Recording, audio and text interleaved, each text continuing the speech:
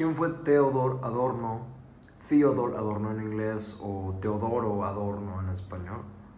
Adorno fue un filósofo, sociólogo, musicólogo y compositor alemán, nacido el 11 de septiembre de 1903, en Frankfurt del Meno, Alemania. Tal vez Frankfurt le suena familiar, ya que de hecho ese es el nombre de la institución a la que él perteneció y en la cual fundó, junto con otros, un centro sociológico de investigación, o, en otras palabras, un instituto de investigaciones sociales.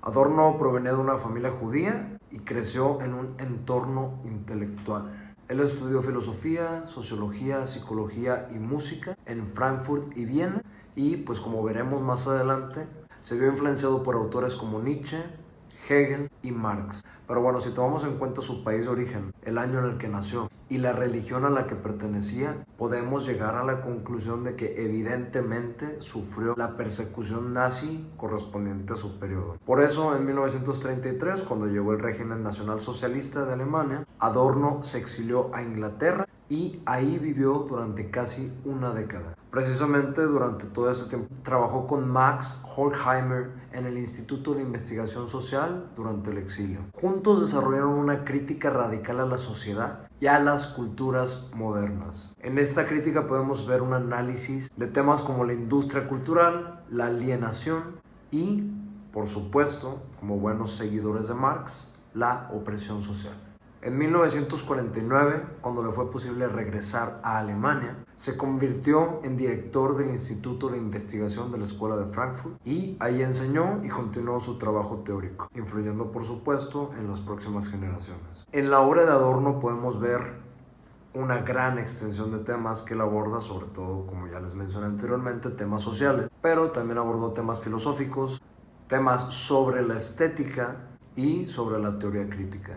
Adorno era conocido por su estilo de escritura denso y complejo, y su trabajo se caracterizó por un enfoque interdisciplinario y su crítica a la sociedad capitalista y a la cultura de masas. Entre sus obras más influyentes podemos encontrar Dialéctica de la Ilustración, que fue, por cierto, en colaboración con Horkheimer, Mínima Moralía, Teoría Estética y, por supuesto, lo que yo considero su aportación más importante como filósofo y como miembro de la Escuela de Frankfurt, la dialéctica negativa.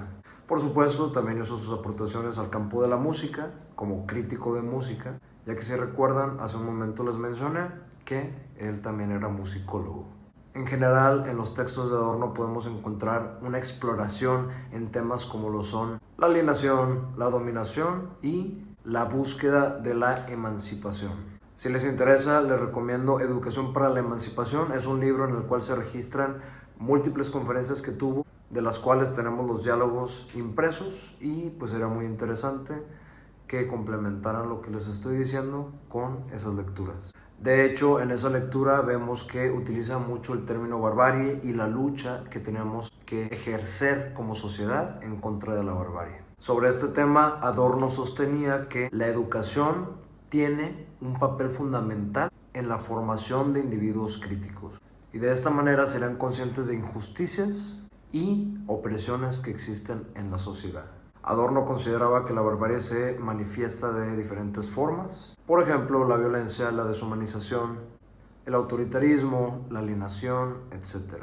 Por eso, la lucha en contra de la barbarie implica precisamente la resistencia a estas formas de opresión y, a su vez, la búsqueda de una sociedad más justa y más humanizada. Pero pues como ven, todo esto va alrededor de la educación y precisamente sobre la educación Adorno nos dice que hay que abogar por una pedagogía crítica que fomente el pensamiento reflexivo, la capacidad de análisis y la conciencia social.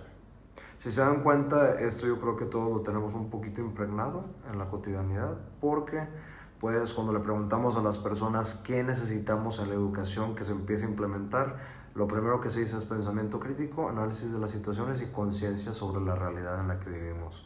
Entonces, esto lo tenemos como vestigios de lo que en algún momento Theodor Adorno reflexionó y plasmó en la sociedad.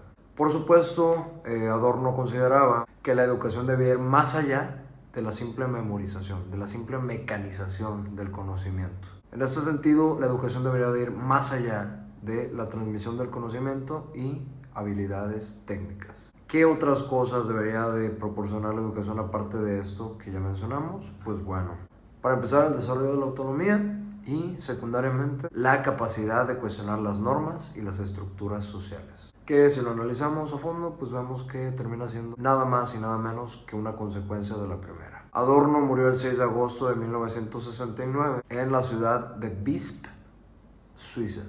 Dejó un gran legado, sus textos siguen siendo estudiados y sus teorías siguen siendo recordadas y relevantes en la actualidad.